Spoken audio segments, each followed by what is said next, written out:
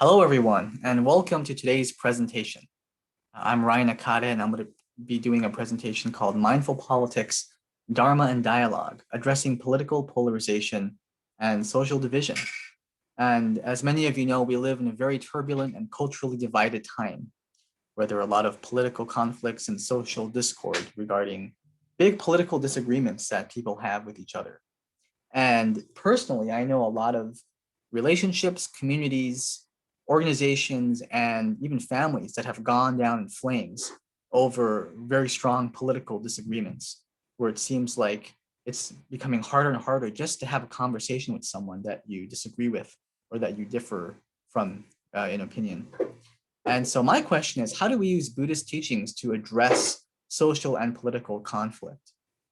And how can we weave in some of these insights that emphasize self-awareness, mindfulness, compassion, interconnection, and so forth, and bring them into our dialogues with other people, and to help to depolarize and heal some of the rifts that are currently affecting our country?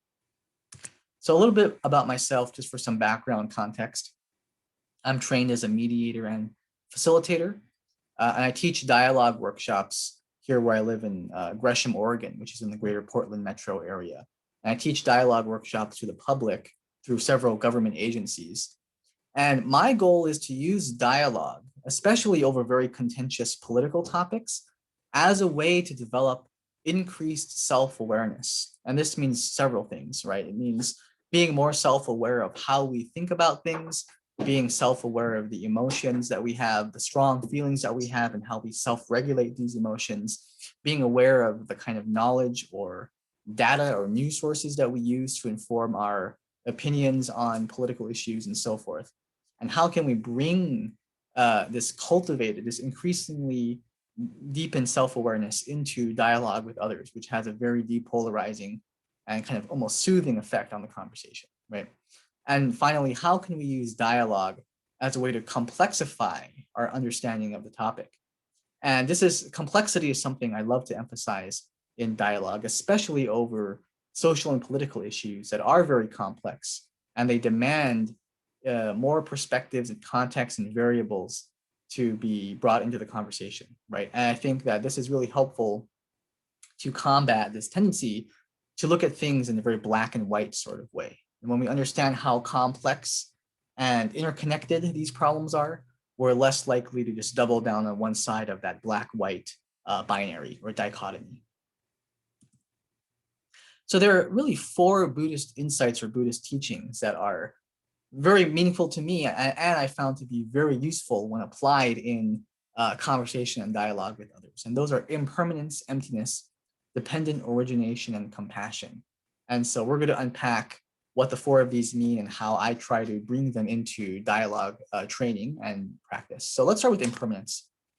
Impermanence is a very foundational concept in Buddhism, and it's simply the notion that everything is constantly changing and that nothing lasts forever. And you can see this image of a flowing river, a flowing stream here, where things are constantly in motion, right? And constantly in flux, constantly changing. And of course, this includes our most cherished and strongly held beliefs.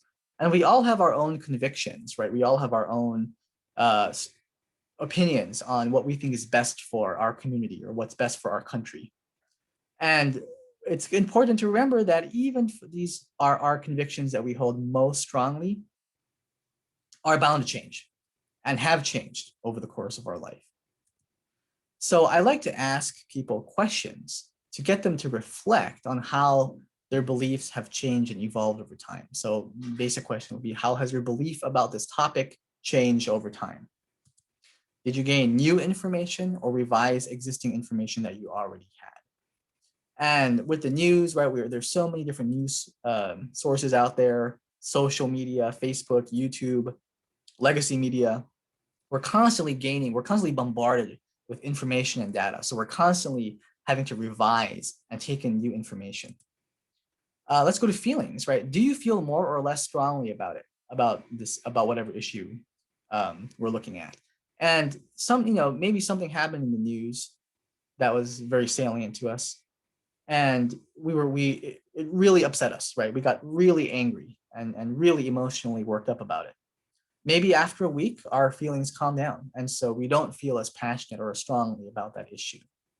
Maybe we had a powerful personal experience or know someone who had a powerful experience. And that really makes us feel strongly about something. Maybe there are issues that we're not as informed about, so we're not as attached to them, right? There's some distance between us and the topic. And this is something that's also constantly changing. And also, when did you last change your mind or adjust your view? And this is always important to remember that oftentimes we share our opinions in a way that connotes that we're never going to change our mind, right? That whatever we're advocating for is always going to be the right position. And yet this is simply, I think, just not true. And so if we're constantly changing our mind and adjusting our views, then what does this lead to? Well, hopefully, I think it leads to a few things, right? One is knowing that our opinions are always bound to change and shift. And this leads to less attachment to our point of view. And this, again, loosens the mental rigidity that we tend to have around topics, especially these days, right, where we get so locked into our opinion. And we can hold these ideas with more fluidity and flexibility. And this is so important because then we become open-minded and willing to consider other perspectives, right? We're willing to adjust our mental models to better comport with reality. So we're not becoming insulated from feedback or from other data or from other information, right? But we're constantly evolving and adapting our beliefs and perceptions and perspectives to be able to get a more and more clear and more accurate grasp of reality at hand. So let's turn now to emptiness. Now, emptiness, again, is a very foundational concept in Buddhism. It's the idea that things have no intrinsic essence or identity. And this also means that substantiality is illusory. So things that we may seem to have a sense of solidity, something that makes that thing, is ultimately actually an illusion. It's something that the mind projects onto things. But if we really look at things closely, whether they're physical objects in the world, such as a mountain, or something in ourselves, right? Something subjective that's arising, thoughts, feelings, emotions, our own sense of self or personal identity. These are things that, again, with impermanence, are constantly changing, and therefore they have nothing that holds them together at its core.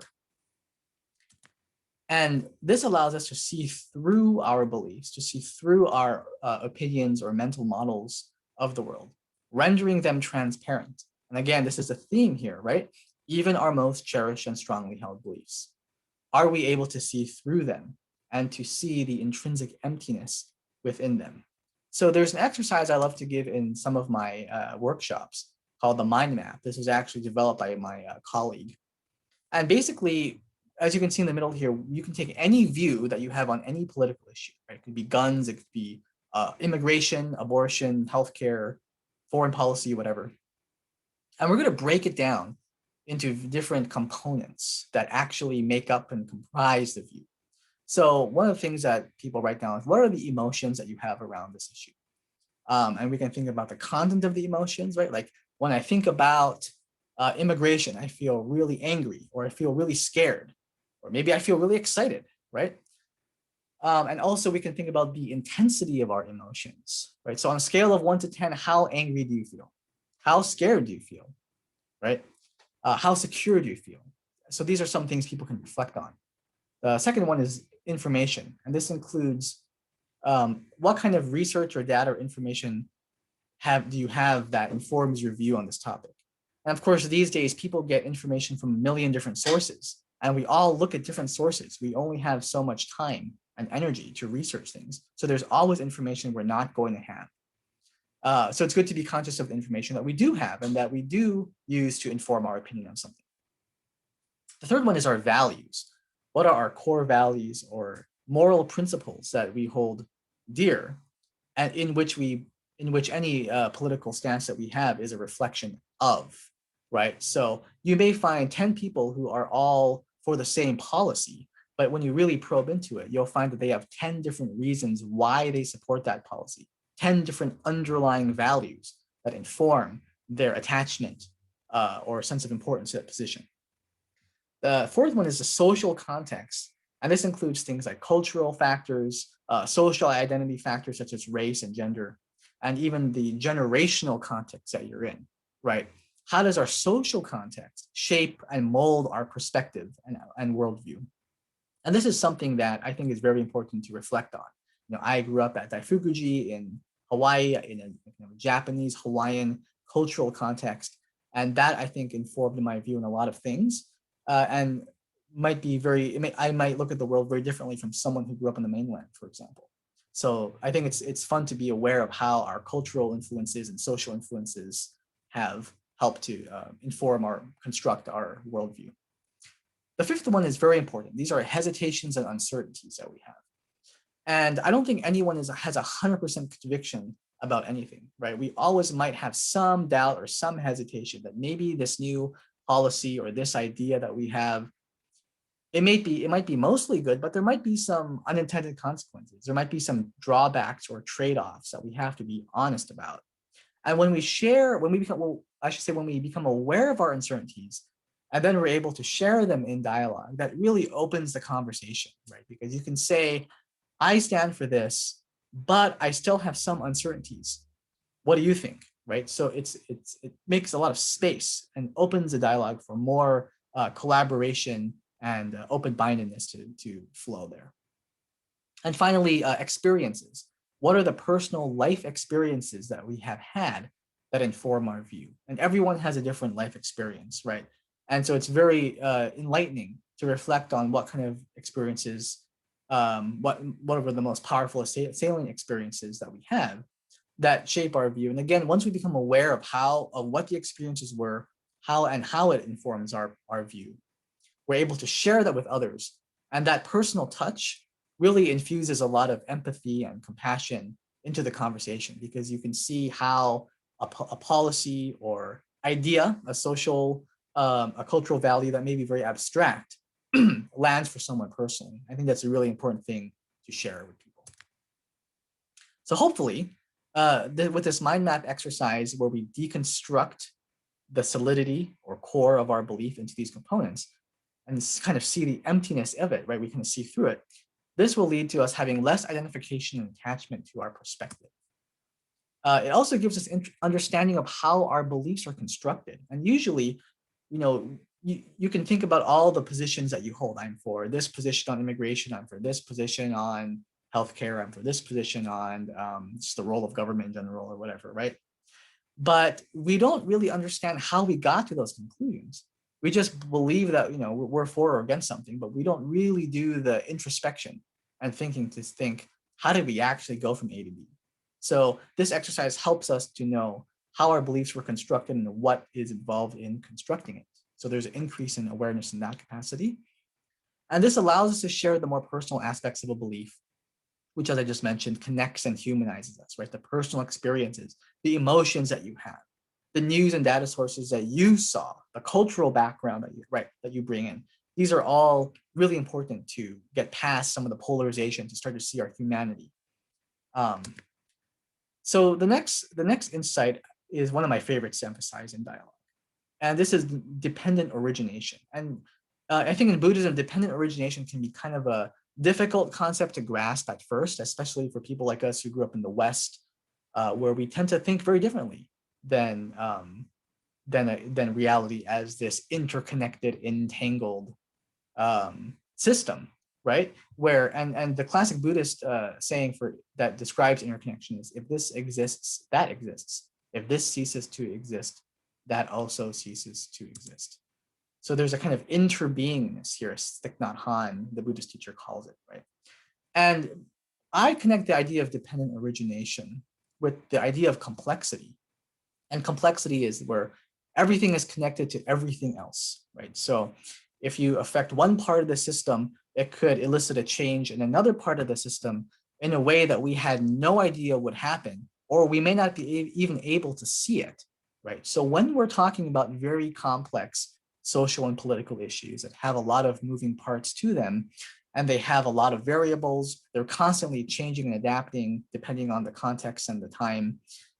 It's important to remember this complexity and to know that we never really have the full picture all at once. So one of the exercises I like to do is called the complexity lab. And so we'll take any complex topic. So for this example, we're going to talk about the issue of polarization in the United States.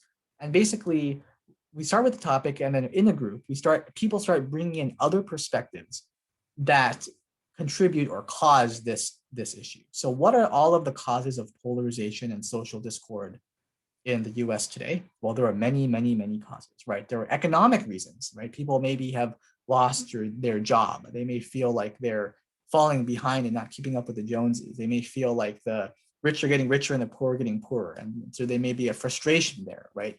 Maybe people feel like their wealth that they've worked hard to earn is being threatened to be taken away from them. So the economics plays a big role in polarization. The rise of the internet, right? This new technology and this new platform of the internet has created, I think, a lot of good things, but also a lot of bad things that we need to be honest about, right? So anyone who's here has watched the documentary, The Social Dilemma, knows how social media and the internet and the algorithms used on these online platforms tend to insulate us into our own little bubbles, our own little reality tunnels, where we congregate with like-minded individuals, which is great that people are finding a sense of community in a sense. But then we tend to demonize and forget about everyone else who disagrees with us, right? So the internet is a very big contributor and cause of polarization in the United States. We can talk about psychology, right? People's emotional and inner state of being. And maybe the person, people have had personal trauma, right? Maybe they've had a difficult family life and a difficult upbringing. And so we're more fragile, we're more sensitive, we're more likely to be upset about things. Or maybe we're looking for a sense of identity that is gotten only through attaching ourselves to very polarizing political positions. Alienation, or the breakdown of community, right? So people are maybe hungry for a sense of communal solidarity with other like-minded people, and that can create a kind of tribalism, right? A kind of us versus them mentality that contributes to polarization. We can look at bad political leadership, or some of our political leaders who might be more interested in getting reelected and getting votes than in healing the country, right? They have some perverse incentives to stay in power, and so some of the rhetoric and narratives and messaging that they use might have a very divisive effect on the body politic or on the electorate. And also the role of media, right? We live in a time where if it bleeds, it leads. It's the race to the bottom in terms of competing for people's attention. So if I am a news organization and I have to stay in business by getting your viewership, how do I keep your attention? Well, maybe I'll come up with the most polarizing and divisive and inflammatory headlines possible and focus on the issues that are most going to anger people, right? So there's this kind of outrage machine that drives the attention economy. So and we can list, an infinite amount of causes and conditions that lead to polarization in the United States. So we have to remember that these are very complex issues. There are many moving parts. All of them are interconnected, and we often can't see those interconnections. So because our limited minds can never fully capture the truly infinite complexity of reality, we have to have what's called epistemic humility, which means that we must admit the limitations of our knowing. We have to be humble when we don't know about something fully. And I'll venture to say, we never fully do. It's simply impossible for the human brain, for our limited human mind, to comprehend all of this complexity on a global, interconnected, international scale.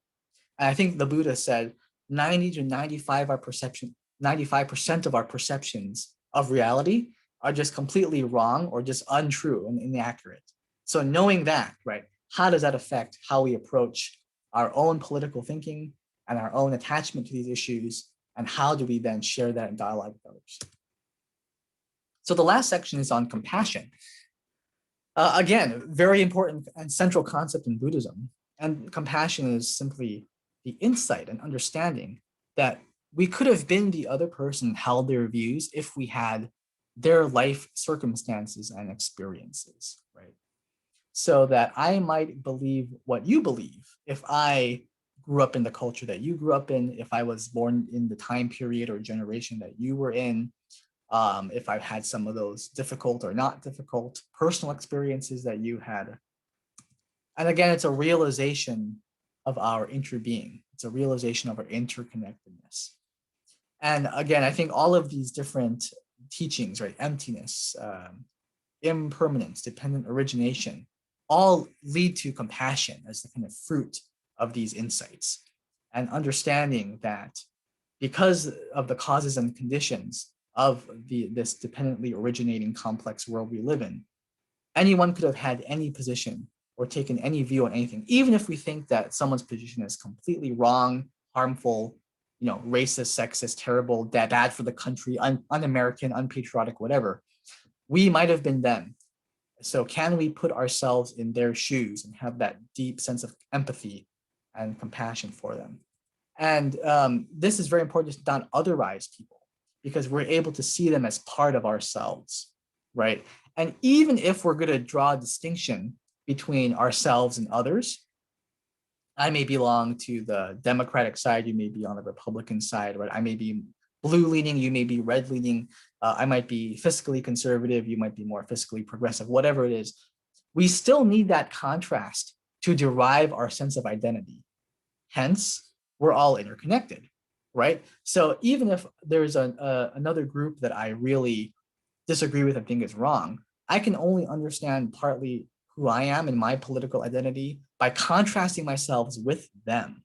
So I derive a sense of self from the other, which means that I am, by definition, a part of the other, right? I am entangled with them. I am interconnected with them. So I think that attitude is really important. We stop otherizing people. We can identify with them. And we can take off our own shoes for a moment so we can put ourselves in their shoes and see the world through their eyes. So I'd like to end with a poem from the Buddhist Vietnamese Zen teacher, Thich Nhat Hanh. And let me stop sharing my screen for a moment and read a poem of his. This poem is one of my favorites. It's called, "Please Call Me by My True Names." Don't say that I will depart tomorrow. Even today, I am still arriving. Look deeply. Every second, I am arriving to be a bud on a spring branch, to be a tiny bird with still fragile wings, learning to sing in my new nest, to be a caterpillar in the heart of a flower, to be a jewel hiding itself in stone. I still arrive in order to laugh and to cry, to fear and to hope. The rhythm of my heart is the birth and death of all that is alive. I am a mayfly metamorphosizing on the surface of the river, and I am the bird that swoops down to swallow the mayfly.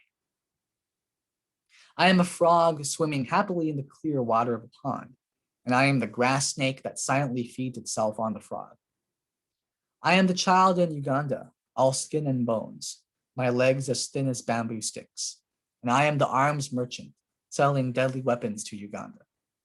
I am the 12-year-old girl, refugee on a small boat, who throws herself into the ocean after being raped by a sea pirate. And I am also the pirate, my heart not yet capable of seeing and loving. I am a member of the Politburo, with plenty of power in my hands, and I am the man who has to pay his debt of blood to my people, dying slowly in a forced labor camp. My joy is like spring, so warm it makes flowers bloom all over the earth. My pain is like a river of tears, so vast it fills the 4 oceans. Please call me by my true names, so I can hear all my cries and laughter at once, so I can see that my joy and pain are one. Please call me by my true names, so I can wake up and the door of my heart could be left open, the door of compassion. So I love how that poem really emphasizes the interconnectedness and the compassion that's engendered from realizing such an intimate and radical form of interconnection. So thank you so much for your attention today and for watching this presentation. I hope some of it was helpful, and hopefully we can all find the compassion and inner resources to bring to conversations in such a difficult and divisive time. Thank you.